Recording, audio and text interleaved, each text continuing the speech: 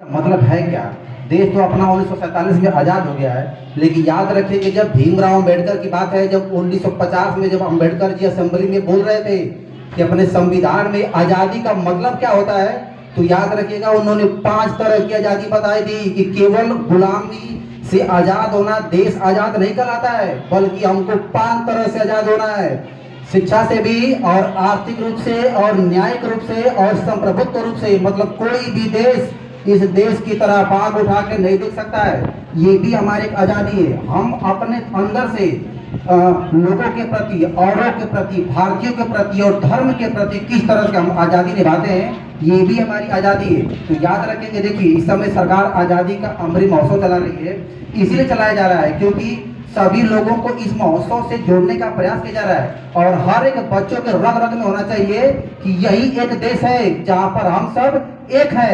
और देखिए 1965 में जब भारत पाकिस्तान के बीच में एक युद्ध हुआ था, तो उस समय देखिए एक सैनिक था जो देखिए जो उसका राज तो उनकी याद शायद वो पंजाब का सैनिक था, और उस समय पाकिस्तान और भारत के बीच में लड़ाई हो रही थी। देखिए पाकिस्तान वालों को ये लग रहा था कि हम लोग अपने आज़ादी को एकदम हासिल कर लेंगे, कश्मीर अपना लेंगे।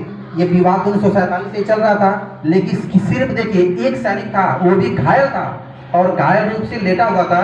तभी एक भारत की ओर से सैनिक आता है, और वो देखिए उस सैनिक का अभी हाल ही में शादी भी हुई थी। आप लोग की सिचुएशन को समझ सकते हैं।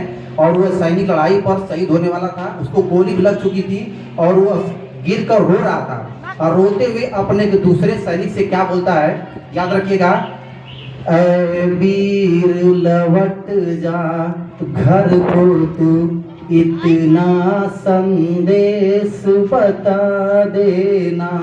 वह वीर उसकी बातों को सुनता है, और जितने भी भारत के सैनिक थे उनको शहीद हो चुके थे, उनकी आत्मा भी उसको सुन रही थी।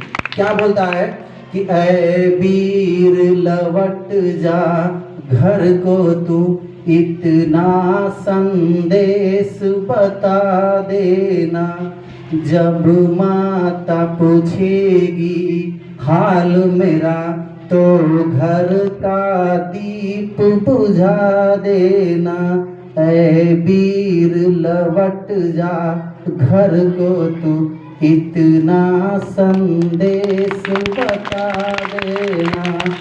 तब तक तुरंत पाकिस्तान से 2-3 सिपाही आकर गोली मार देते हैं उस बच्चे को, और वो नौजवान को, दोनों मर जाते हैं।